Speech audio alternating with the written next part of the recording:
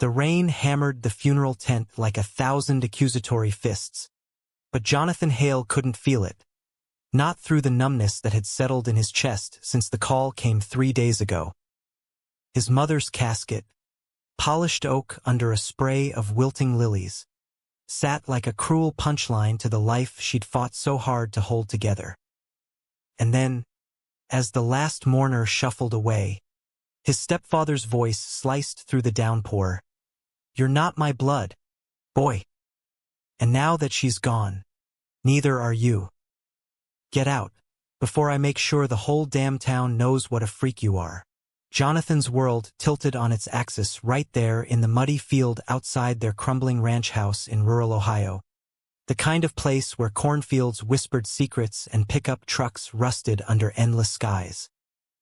He'd always known Richard, his stepdad since he was 12. Tolerated him at best, like a stray dog you feed but never pet. But this was erasure, raw and biblical, hurled at him not for stealing from the till or flunking algebra, but for the Polaroid he'd stupidly left in his sock drawer. Him and his high school crush, lips locked under the bleachers, a secret snapshot from a night that tasted like freedom and regret. "You're 17. For Christ's sake," Richard snarled, his face a mask of whiskey-veined fury.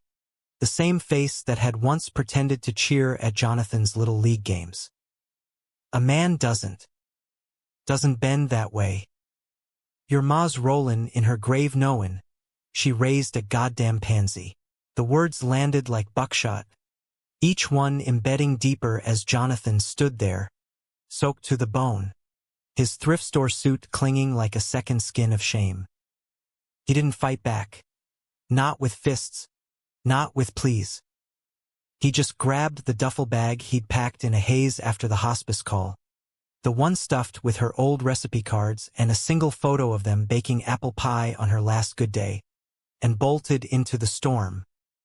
By dawn, he was thumbing rides on I-70, the flatlands blurring into a smear of regret and resolve. Cleveland first, then Pittsburgh, each trucker who picked him up eyeing his pretty boy features and haunted eyes with a mix of pity and something sharper. He crashed in bus stations, panhandled for gas station burritos, and learned quick that the world didn't give a damn about a gay kid with a dead mom and a stepdad's boot print on his soul.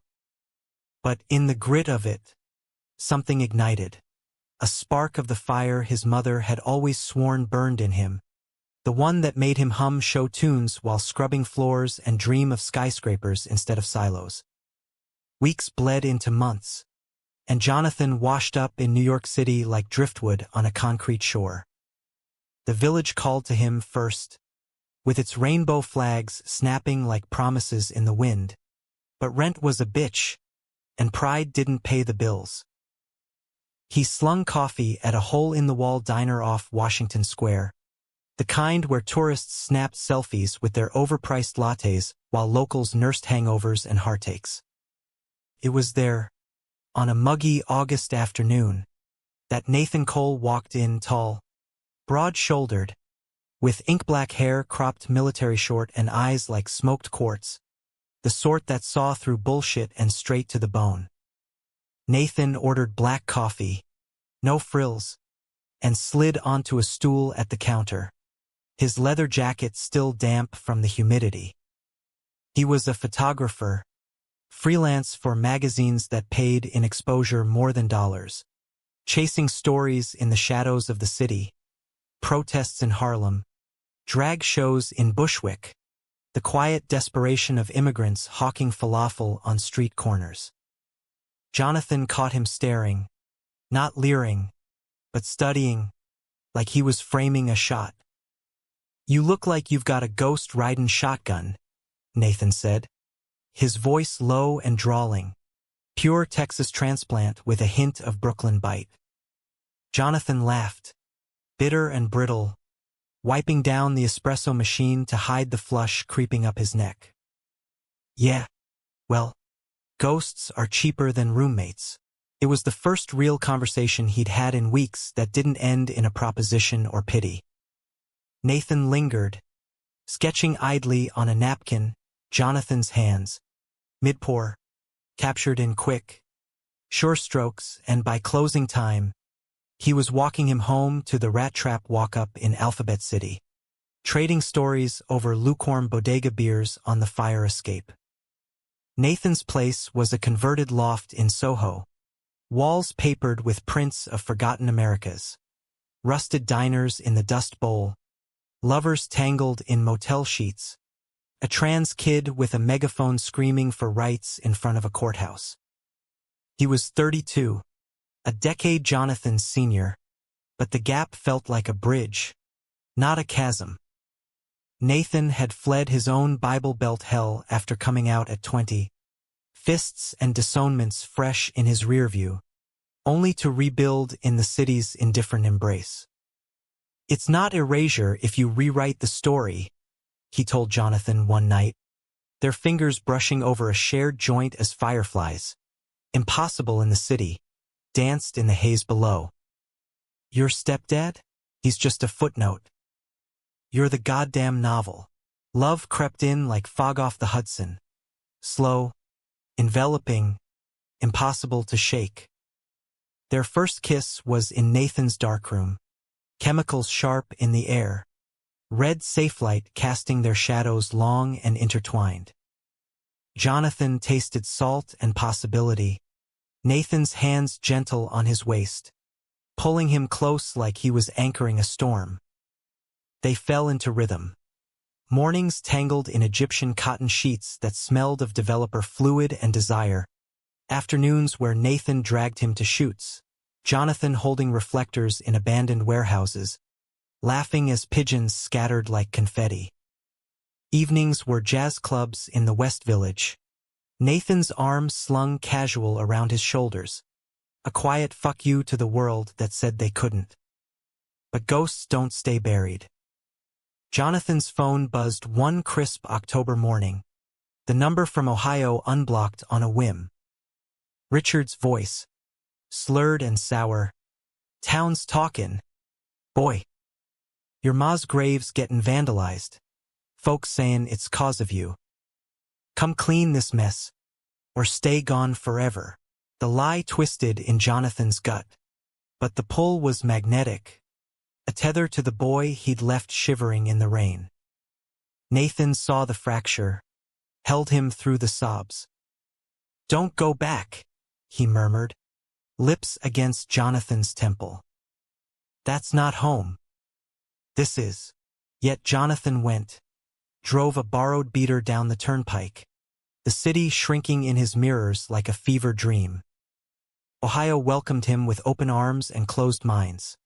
The same diner where he'd flipped burgers as a kid, now whispering his name like a curse. Neighbors crossing streets, their eyes hard as flint. Richard waited on the porch, shotgun propped casual against the rail, but his bluster cracked when Jonathan stepped out, taller now, shoulders squared from carrying his own weight. "What the hell you want?" Richard spat, but there was fear in it, the kind that comes from staring down a mirror of your own making. The house was a tomb, dust on the mantel where Mom's urn sat, her ashes scattered careless in the garden like she'd been an afterthought. Jonathan pocketed her wedding band, slipped into his old room, and there it was, the digital recorder, tucked in a drawer like contraband, its battery long dead but memory intact. He'd hidden it years ago, after one too many nights of Richard's rages, capturing the venom in pixels and sound. "You're weak, just like your old man." The recordings hissed when he plugged it in later, alone in the barn, Richard's voice a ghost of slaps and shouts that had bruised more than skin. But one file stopped him cold. A confession, drunken and damning, Richard admitting to the accident that killed Jonathan's real father, not the booze behind the wheel story they'd all swallowed. Covered it up, married the widow to bury the guilt. "Boys better off not knowin'," Richard mumbled on the tape, the weight of 2 decades crashing down. Jonathan's hands shook as he copied it to his phone. The rain starting again, drumming the tin roof like applause for the unraveling. He confronted Richard at dawn, the recorder playing tinny in the kitchen, the old man's face draining to ash. "You lying son of a—" Richard lunged. But Jonathan sidestepped, the betrayal blooming hot and final. "This ends now," he said, voice steady for the first time, "or the sheriff hears it all." Richard crumpled, not with fight, but with the hollow surrender of a man who'd built his life on sand. He drove back to New York that night, the recorder a talisman in his pocket, Nathan waiting with takeout tie and that crooked smile. But as the skyline pierced the horizon, Jonathan felt the fracture deepen. Love was a harbor, but home was a war he'd barely begun to win. And in the quiet miles, he wondered if truths like this could ever stay buried, or if they were just waiting to detonate. Nathan's loft smelled of fixative and fresh rain when Jonathan pushed through the door, the city lights fracturing through the loft's floor-to-ceiling windows like shattered promises. He dropped the keys on the reclaimed wood table, the clatter echoing too loud in the cavernous space, and Nathan looked up from his workbench, darkroom apron tied loose around his hips, hands stained sepia from the tray of prints drying under clips. "Jesus, John," he said, crossing the room in 3 strides, pulling him into an embrace that smelled of silver nitrate and safety. "You look like hell warmed over. Talk to me." Jonathan sank onto the worn leather couch, the recorder heavy in his palm like a loaded gun. He spilled it all, the drive south, the house like a mausoleum, Richard's eyes when the tape played, the way the old man's shoulders had slumped not in rage, but in the defeat of a lie outliving its teller. Nathan listened, thumb tracing slow circles on Jonathan's knee, his photographer's eye catching the microtremors, the way Jonathan's gaze darted to the shadows as if expecting ambush. "That's not just closure," Nathan murmured when the words ran dry. "That's dynamite. You gonna use it?" The question hung there, thick as the humidity rolling in off the East River. Jonathan had pocketed the file, emailed a copy to himself on a burner account. But detonation? That meant lawyers, headlines, the kind of small-town scandal that would paint him as the villain unmasking a hero. Richard wasn't just stepdad. He was the volunteer fire chief, the guy who plowed snow for widows, the pillar of Elmwood's fragile piety. Exposing him would torch bridges Jonathan wasn't sure he wanted crossed or burned. "I don't know," he admitted, leaning into Nathan's shoulder, the steady rise and fall of his chest a metronome against the chaos. "Feels like trading one ghost for another." Nathan pulled him closer, lips brushing the shell of his ear. "Ghosts don't trade, babe. They multiply till you face them." That night, they made love slow and deliberate, bodies mapping each other like uncharted film. Nathan's fingers splaying across Jonathan's ribs, tracing the faint scars from boyhood falls, Jonathan's mouth hot on the ink of Nathan's collarbone, a faded tattoo of a compass rose pointing nowhere but here. It was sacrament in the secular city, a reclaiming amid the ruins. Afterward, tangled in sheets that whispered against sweat-damp skin, Nathan confessed his own fracture. A brother back in Austin who'd gone full MAGA after their folks cut Nathan off, sending Bible verses via text like grenades. "Family's a loaded word," he said, voice rough. "But you're the plot twist I didn't see coming." Days blurred into the rhythm of survival and spark. Jonathan picked up shifts at the diner, pocketing tips for a community college class on digital media, Nathan's idea, a way to turn pain into pixels. They'd wander the High Line at twilight, Nathan snapping candids of Jonathan against the rusting rails, his laugh captured mid-bloom, eyes alight with the tentative glow of someone remembering joy. Romance wove through the grit, stolen weekends in the Catskills, where they'd hike to overlooks and fuck in the bed of Nathan's truck under star-pricked skies, the world reduced to the press of skin and the rustle of pine. Nathan taught him the darkroom dance, loading film in the pitch, the alchemy of light bending to will, and Jonathan found solace in the negative's embrace, where truths inverted before revealing themselves. But Ohio's shadow lengthened. A letter arrived, postmarked Elmwood, in Richard's blocky scrawl, "Keep your mouth shut, or you'll regret it."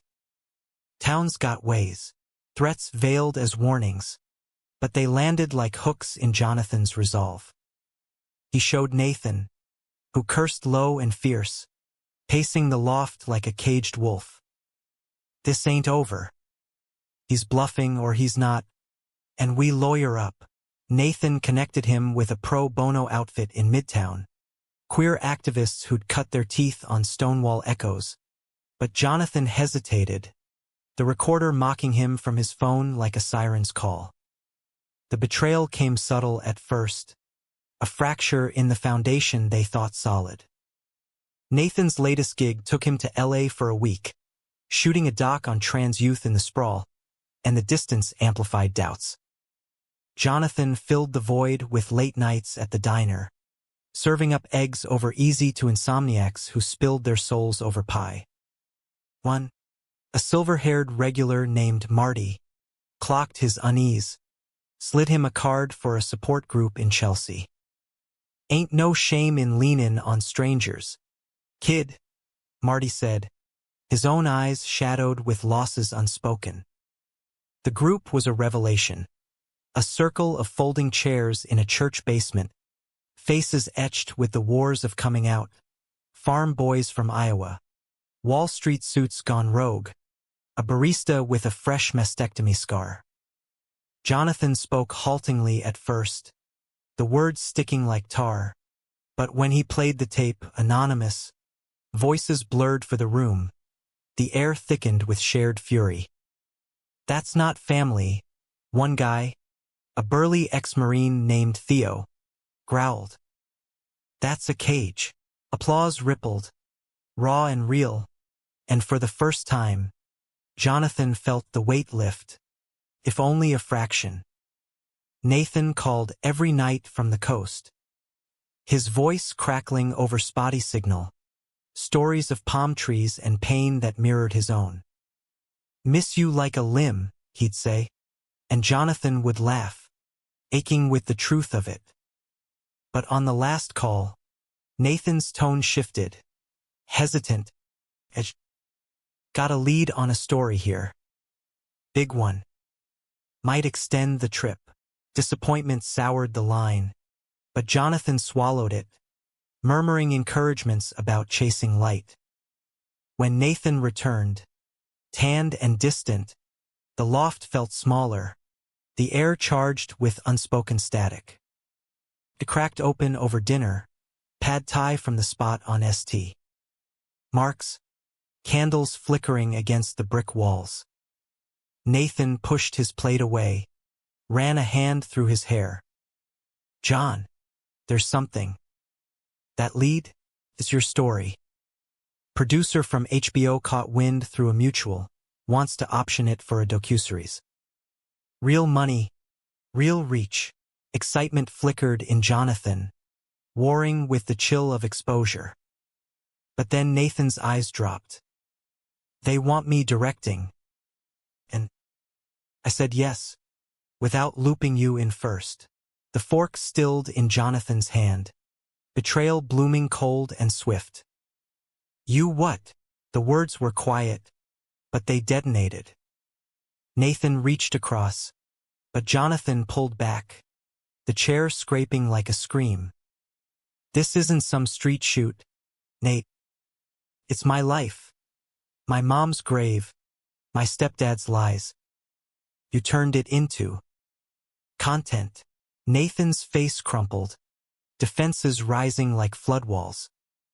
"I thought it was what you wanted." Justice, visibility, hell. The group you joined? That's the same fight. But it wasn't. Not really. It was control, stolen in the name of art. And Jonathan saw it clear. Nathan, the savior with the camera, framing his pain for the world while keeping the shutter on his own vulnerabilities snapped shut. The fight spilled into the night, voices rising over the hum of traffic, accusations flying like shrapnel. "You're using me," Jonathan shouted, tears hot on his cheeks. Just like he did, erasing the messy parts for the shot that sells. Nathan reeled, countering with his own wounds, the fear of losing the one good thing in his chaotic life. They parted furious, Jonathan crashing at Marty's spare room, the city a blur of neon accusations. Days stretched taut, texts unanswered, the recorder silent witness to a love fracturing under its own weight. Yet in the ache, clarity sharpened. Jonathan met with the lawyers alone, filed the preliminary papers to contest Richard's claim on the house mom's will, buried in probate, leaving him half. The old man called, voice venomous, "You'll destroy us all," but Jonathan hung up, the click final as a door slamming. He wandered the village, jazz spilling from open windows, and found himself at Nathan's door at 3 a.m., rain slick and raw. "I need you," he whispered when Nathan opened it, bleary-eyed and hopeful. But not as director. As partner. They rebuilt tentative, hands tentative on skin, conversations laced with the fragility of fresh welds. Nathan stepped back from the deal, burned the option papers in the loft's tiny fireplace, ashes curling like released sins. "Your story, your call," he said, sealing it with a kiss that tasted of second chances. But as winter bit into the city, frost etching the windows like veins, Jonathan felt the pull southward again. The trial loomed, and with it, the detonation he'd delayed. The Greyhound hissed to a stop in the Columbus depot, exhaust mingling with the bite of Midwest January, and Jonathan stepped off into a world that felt like stepping backward into a bad dream. Nathan had offered to come, his truck idling outside the loft, thermos of coffee steaming in the cab, but Jonathan needed this solo, a pilgrimage to reclaim the boy he'd buried in Ohio's red clay. The recorder rode in his breast pocket, a talisman humming with the power to upend lives, and as he rented a Chevy Spark for the last leg to Elmwood, he rehearsed the lines in his head. Calm, collected, the man New York had forged from the fragments. Elmwood hadn't changed. Same sagging porches, same faded vote red signs flapping like surrender flags, the diner where Flo the waitress still poured coffee with a side of judgment. She spotted him at the counter, her penciled brows arching. "Heard you was making waves up north, Johnny. Shame about your ma." The words dripped false honey, but he nodded, ordering eggs and stealing for the stairs. Word traveled faster than light here. Richard's cronies already clustered at the end booth, their whispers a low buzz of fairy and troublemaker. Jonathan paid cash, left a tip he couldn't afford, and drove to the old house, the field skeletal under snow, whispering accusations. Richard was waiting, shotgun in hand again, but this time propped against the doorframe like a crutch. The old man had aged a decade in months, jowls sagging, eyes bloodshot from bottles Jonathan could smell from the porch. "Lawyer said you'd come crawlin'," he grunted, stepping aside with grudging ceremony. The kitchen table held the papers, probate docs yellowed and dog-eared, Mom's signature a ghost in looping blue ink. They sat, the silence thick as chowder, until Jonathan slid the recorder across. "Play it," he said, voice even. "Then we talk." Richard's finger hovered, then pressed play. His own voice filled the room, slurred admissions of the crash, the cover-up, the marriage as absolution. "I did it for her," he mumbled on tape. But the lie cracked under scrutiny, the truth a skid-marked road to nowhere. The old man listened stone-faced, then smashed the device against the wall, shards scattering like brittle bones. "That proves nothing. Lies from a drunk night." But his hands trembled, betraying the bluff, and Jonathan felt a pang. Not triumph, but pity for the man who'd built an empire on sand. The negotiation dragged, lawyers conferencing over grainy Zoom from their Columbus high-rises, Richard's counsel a slick suit who blustered about family values and slander. Jonathan countered with facts, the tape's timestamp aligning with police reports he'd FOIA'd, discrepancies blooming like weeds. The town turned hostile, tires slashed on his rental, "Go home queer" scrawled in the diner's fogged window. Flo served him cold hash that night, muttering about ruinin' legacies. But in the motel room, 6 miles out, Jonathan called Nathan, the line a lifeline across the miles. "It's war here," he said, voice cracking. "But I'm fighting for her. For me." Nathan's laugh was warm, wrapping around him like a quilt. "Knew you would. Send pics. I'll frame the victory." They talked till battery died. Nathan sharing a shoot in the Bronx. Kids with spray cans birthing art from concrete. Jonathan venting the microaggressions. The way Pastor Hale, no relation, thank God, had cornered him at the gas station with pamphlets on deliverance. It was mundane magic. Love distilled to pixels and promises, sustaining him through the depositions where Richard's eyes darted like cornered prey. Betrayal struck from an unexpected flank. Theo, the ex-Marine from the support group, had driven down unannounced solidarity. He'd said, crashing on Jonathan's motel futon with a cooler of craft beers and stories of his own stepdad's fists. Theo was a rock, broad and bearded, with a laugh that boomed like thunder, and in the isolation, their nights blurred into easy camaraderie. Poker hands over takeout, Theo's arms slung casual around shoulders, the kind of touch that skirted lines without crossing. Jonathan mentioned it offhand to Nathan one call, "Theo's a godsend," and felt the chill in the pause. "Just watch yourself," Nathan said, tone laced with something sharper than concern. Small towns eat vulnerability. The trial proper convened in the county courthouse, a squat brick fortress reeking of polished wood and old grudges. Richard took the stand first, voice steady as he spun the yarn of a grieving widower, doin' right by the boy after the tragic loss. Jurors nodded, small-town kin to his bluster, farmers in flannel, housewives with cross pendants. Jonathan's turn came like a plunge into ice water, recounting the funeral boot, the disownment, the tape's damning echo. "He erased me," Jonathan said, meeting Richard's gaze across the room, "because I loved different. But love doesn't lie like that." The cross-exam was brutal, defense attorney probing his lifestyle, implying instability, the word gay spat like venom. Jonathan held, voice unwavering, but afterward, in the bathroom mirror, he retched, the weight crushing.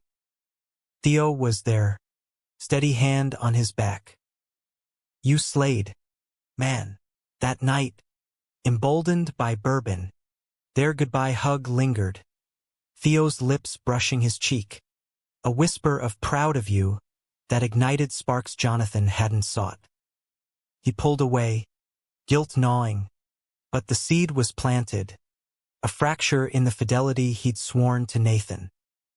Back in New York, the loft felt alien, Nathan's shoots piling up, prints curling on the walls like unanswered letters. They reunited with urgency, bodies crashing together in the hallway, clothes shed in a trail to the bed. But the afterglow soured quick. Nathan's questions came edged. "Theo text you yet?" he'd ask, casual but not, scrolling his phone with feigned interest. Jonathan bristled, the accusation unspoken but loud. "He's a friend, Nate. Like you were to me when I had nothing." Fights flared anew. Nathan admitting jealousy born of his own scars, the fear of being the rebound in Jonathan's redemption arc. "I see how he looks at you," Nathan confessed one stormy night, thunder rattling the windows. "And I wonder if I'm just the city suit who'll fade when you go back to real life." The words gutted Jonathan, exposing the rot beneath their romance. Nathan's savior complex, Jonathan's unspoken ache for roots unpoisoned. They patched with therapy, Nathan dragging him to a couples counselor in Tribeca, sessions where they unpacked the baggage like overpacked suitcases. "Betrayal isn't always a knife," the doc said, glasses perched on her nose. "Sometimes it's the shadow of doubt." Progress crept, slow as developing film. Date nights at rooftop bars overlooking the glittering sprawl, Nathan's camera capturing Jonathan's quiet strength, not his fractures. But Ohio called again. Settlement talks heating, Richard offering a pittance to make it go away. Jonathan flew back, Theo waiting at arrivals with a bear hug and a diner booth reserved. The air crackled, unspoken, and over coffee gone cold. Theo laid it bare. "I feel it too. But you're his, John. Don't blow that for a what if." The admission hung, honorable and heartbreaking, and Jonathan chose clarity, told Nathan everything on the red-eye home, the confession a bridge over the chasm. Nathan listened, silent, then pulled him close at the gate. "Thanks for trusting me with the mess. Means we're real." Spring thawed the heartland as the case crested. Richard caved, signing over the house and a modest sum, enough for Jonathan to bury Mom proper, scatter ashes in the apple orchard she'd loved. The town whispered still, but some doors cracked open. Flo comped his pie one last visit. "I soft. Your Maud be proud." He left with the deed in hand, the recorder archived like a relic, and drove north, windows down, wind whipping the past into submission. Yet victory tasted bittersweet. Nathan's latest assignment loomed, a year-long embed in San Francisco, chasing queer history for a book. "Come with?" he asked, over rooftop wine, the city pulsing below. Jonathan hesitated, the pull of independence warring with love's gravity. "Maybe," he said, sealing it with a kiss. But as fireworks bloomed for pride, rainbows arcing over the Hudson, he felt the climax building, a storm of choices that could shatter or solidify. San Francisco swallowed them whole that summer, the city by the bay a kaleidoscope of fog-shrouded hills and heart-open hedonism. Nathan's book project was a love letter to the Castro's ghosts. Interviews with elders who'd stormed barricades, archives of faded zines preaching liberation, shoots in alleys where murals wept rainbow tears. Jonathan tagged along at first, a shadow in the frame, holding booms in community centers buzzing with stories of raids and resilience. The air hummed electric, salt and eucalyptus mingling with the faint tang of weed from open windows, and for stolen weeks, it felt like Eden. Mornings in their Haight-Ashbury rental, sunlight slanting through lace curtains onto tangled limbs, afternoons wandering the mission, tacos dripping in hand, Nathan's free arm hooked around Jonathan's waist like it belonged there. But independence tugged insistent. Jonathan enrolled in an extension program at SF State Film Production, a nod to Nathan's influence but carved his own path. Classes filled with dreamers. A non-binary kid from Fresno with scripts sharp as switchblades, a vet channeling PTSD into docs on forgotten wars. He thrived, editing shorts on borrowed laptops, his thesis circling the tape, a personal essay film, echoes unerased, weaving Richard's confession with Mom's recipe cards scanned to grainy Super 8. Nathan cheered from the sidelines, screening rough cuts in their living room, but the distance crept in subtle. Late nights at Nathan's darkroom pop-ups, collaborators lingering with laughs too easy, wine glasses clinking past midnight. Betrayal brewed in the fog. Jonathan caught it first in a group chat ping Theo, up from LA for a conference, inviting him to a queer-lit reading in the Tenderloin. No pressure, just poetry and pints. The text read, but the subtext sang of unfinished symphonies. He mentioned it offhand over breakfast, Nathan's fork pausing mid-air, yogurt dripping forgotten. Go if you want, he said, tone clipped as cable. I'm buried in edits anyway. The permission stung worse than prohibition. And Jonathan demurred. But the seed of doubt flowered. Was this love or obligation? The reading happened without him, but ripples spread. Theo cornered him at a campus mixer weeks later. Beard trimmed sharp, eyes earnest over IPAs. Missed you, man. But I get it, Nate's your anchor. They talked shop, Theo's nonprofit gig mentoring at-risk youth, Jonathan's film earning festival buzz, and the air thickened, charged with the what-ifs of alternate lives. A hug goodbye lingered half a beat too long, Theo's whisper hot against his ear. If it ever sours, you know where to find me. Jonathan pulled away, heart hammering, and drove home through the mist, the Golden Gate a blurred sentinel in his mirrors. Nathan was waiting, not with accusations, but with takeout from the best dim sum spot and a bottle of Napa Red. Rough night?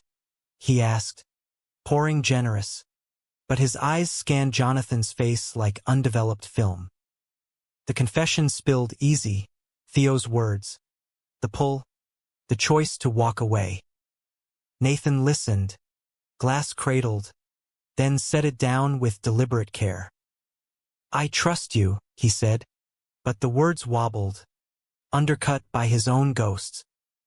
That night, he admitted the counterweight.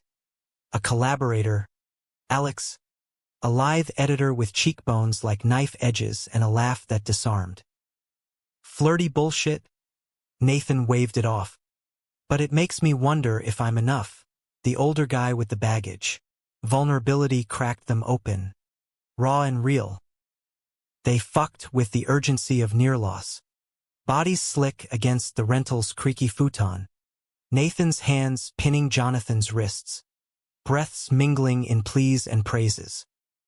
You're my frame, Nathan gasped. Foreheads pressed. The shot I can't crop. But dawn brought the fracture's echo. Nathan's book deadline loomed, pulling him into 18-hour days. Jonathan's classes clashing with solo shoots in the Presidio. Distance wasn't miles now, but minutes, texts unanswered, dinners cold on the counter. The climax detonated in October, leaves turning amber on Twin Peaks. Jonathan's film premiered at a microfest in the Castro, a black box theater packed with activists and artists, the screen flickering to life with his voiceover. Erasure isn't silence. It's the roar you learn to ignore. The tape played unfiltered. Richard's confession a gut punch amid visuals of Elmwood's empty swings and New York's teeming streets. Applause thundered. Post-screening Q&A a whirlwind of hugs and emails. Theo in the front row, clapping fierce with pride in his eyes. Nathan missed it, stuck in an archive crawl across the bay. His text arriving mid-credits. Kill it, babe. Wish I was there. The absence hollowed Jonathan. And when Nathan finally appeared at the after-party, disheveled, apologetic, bouquet of sunflowers wilting in his fist. The dam broke. You promised, Jonathan hissed, pulling him into the alley, rain starting to spit from low clouds. This was my night, our night, and you're chasing shadows. Nathan reeled, defenses flaring. I'm building something here, John. For us, for the life where you don't have to fight alone. But it was the same script. Control masked as care. Nathan directing from afar while Jonathan bled the story. The fight escalated. Voices echoing off graffiti walls. Passers-by averting eyes in that polite San Fran way. You're suffocating me, Jonathan shouted, rain matting his hair. Just like he did, making my pain the plot you profit from. Nathan's face twisted, hurt blooming to fury. And you're running toward every temptation that whispers, easier. Theo. The film bros.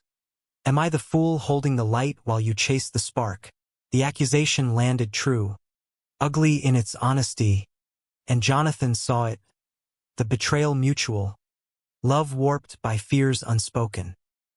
They separated that night, Jonathan crashing at a classmate's in No Valley, Nathan holing up in a motel by the wharf, the bay's fog a shroud for his solitude. Days blurred into radio silence, Jonathan wandering the city solo. Alcatraz tours echoing isolation. Lombard Street's curves a metaphor for paths untaken. He called home Ohio, not New York, reaching Flo at the diner. Town's quiet since you left, she said, voice softening. Richard sold the house, moved to a trailer by the lake. Says he's sorry. In his way, the olive branch dangled, but Jonathan let it hang. Forgiveness wasn't his to give yet. Theo reached out, a lifeline unbidden. Coffee in the hate, no strings. They met, the cafe buzzing with buskers and bongs, and Theo laid it bare over lattes. You're hurting. Let me help as friend. Nothing more. It was temptation distilled, safe harbor in the storm. But Jonathan saw the trap, trading one intensity for another's quiet. I love him, he said, the truth anchoring him. Messy as it is, Theo nodded, respect in his clasp, and walked him to the bus stop, the city exhaling as they parted. Reunion came circuitous. Nathan's book launch at a gallery in Soma. Walls hung with his prints. Faded couples in leather bars. Elders with signs reading, "We are here."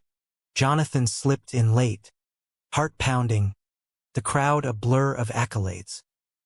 Nathan spotted him across the room, mid-toast, words faltering. Later, in the back office amid stacked crates, they collided, not with words, but with need. I fucked up, Nathan breathed, hands framing Jonathan's face. Push too hard because I'm scared you'll leave. Jonathan kissed him fierce, tasting salt and surrender. I'm here. But we rewrite together, no directing from the wings. They mended in the marrow. Therapy via Zoom with the Tribeca doc. Sessions dissecting the jealousies like faulty exposures. Nathan pulled back on gigs. Co-edited Jonathan's next short, a queer Ohio road trip. Cameos from support group vets. Romance reignited. Tender amid the tumult. Picnics in Golden Gate Park. Nathan's head in Jonathan's lap as frisbees sailed overhead. Whispers of futures unfurling like film strips. But as winter loomed, Ohio's echo resurged. Richard, dying of liver failure. A hospice nurse's call begging closure. Jonathan booked the flight alone. Nathan's hand lingering on his at the gate. Bring back peace, he said. Or whatever you need. The bay receded, and Jonathan wondered if truths could heal, or if they only honed the edges of old wounds. The hospice in Dayton smelled of antiseptic and wilted hope. fluorescent lights buzzing like trapped flies over linoleum floors scarred by wheelchairs. Jonathan signed in at the desk, his name echoing foreign in the logbook, and followed the nurse down a hall lined with doors cracked open to murmurs of morphine dreams. Richard lay in 214, a husk of the man who'd loomed like a thunderhead, tubes snaking from arms thin to bone, skin jaundiced yellow as old film stock. His eyes, milky now, fluttered open at the footsteps, recognition sharpening the haze. "Boy," he rasped, voice a gravel whisper. "Didn't figure you'd come." Jonathan pulled up a vinyl chair, the screech loud in the quiet, and sat, the recorder absent from his pocket, a deliberate omission, the weapon retired.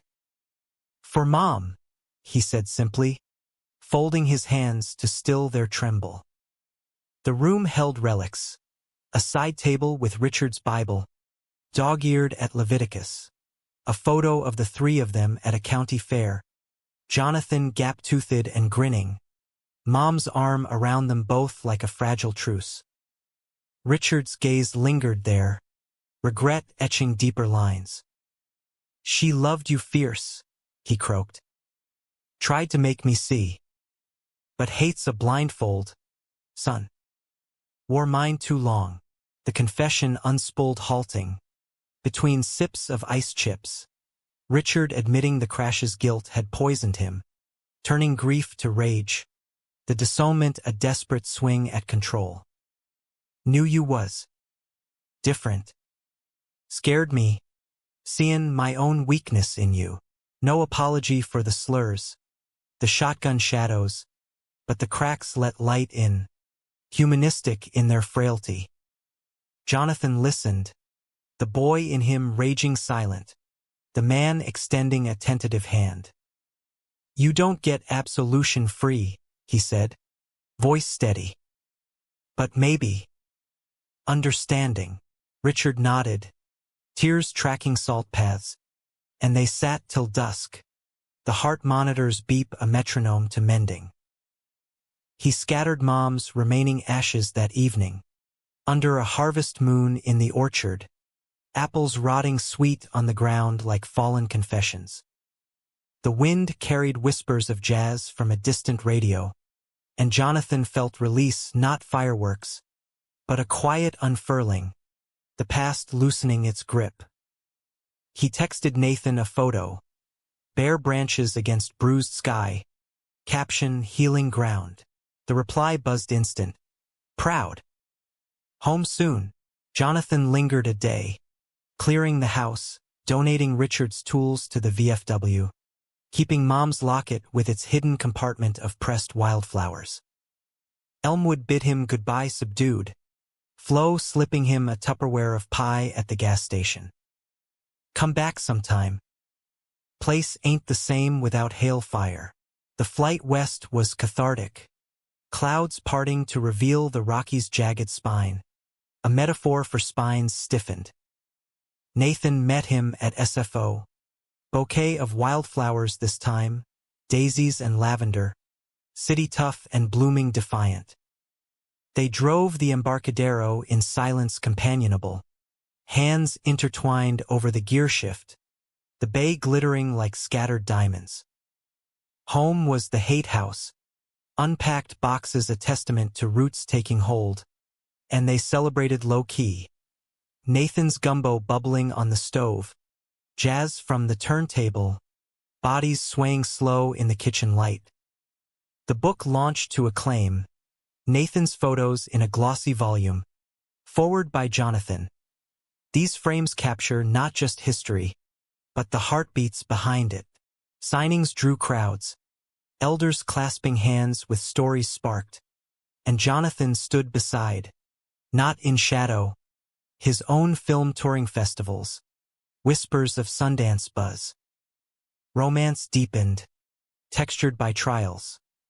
Anniversaries marked with tattoos, matching compass roses on inner wrists, arrows pointing ever homeward. They talked futures, buying in the mission, adopting a mutt from the shelter, Kids maybe, via surrogacy, a family forged not bloodbound but chosen. Betrayal's ghost lingered faint, a lesson etched. When Alex flirted overt at a launch party, hand on Nathan's elbow, laugh too throaty, Nathan shut it down gentle, eyes finding Jonathan across the room, a nod sealing loyalty. Jonathan, in turn, archived Theo's number, their friendship cordial via holiday cards, boundaries blessedly blurred to lines. Therapy continued, a ritual of unpacking, the doc beaming at their growth. "You've built a frame that holds," she said, and they laughed, knowing the truth. Frames bend, but love welds the breaks. Climax came subtle, a full-circle echo. Richard passed quietly in November, obituary in the Elmwood Gazette noting, reconciled with family. Jonathan flew back alone, eulogy short at the graveside. He was flawed, like us all. May he find peace. The town attended sparse, but Flo brought pie, Pastor Hale a handshake sans pamphlets. He sold the house to a young couple, queer, tattooed, starting a B&B, handing keys with a smile. "Make it yours." Driving away, Ohio shrank benevolent in the mirrors, a chapter closed humanistic, not with triumph, but grace. Back in the Bay, Nathan waited with news. A grant for a joint project, their stories intertwined, a doc on queer reckonings across red and blue divides. "Partners, equal billing," he said, proposal spread on the table like a map. Jonathan signed, sealing it with a kiss that promised tomorrows. Winter solstice found them on Ocean Beach, waves crashing thunderous, bonfire crackling with driftwood secrets. To us, Nathan toasted, marshmallows charring on sticks. The shot that keeps developing. As stars wheeled overhead, Jonathan leaned into him, the city lights faint on the horizon. A beacon, not a blaze. Love, he'd learned, wasn't erasure's antidote, but its rewrite, dramatic in depths, emotional in edges, romantic in the reclaiming. And in the humanistic hush of waves on sand, he knew this was the ending worth living, flawed and full, a life unframed but fiercely held.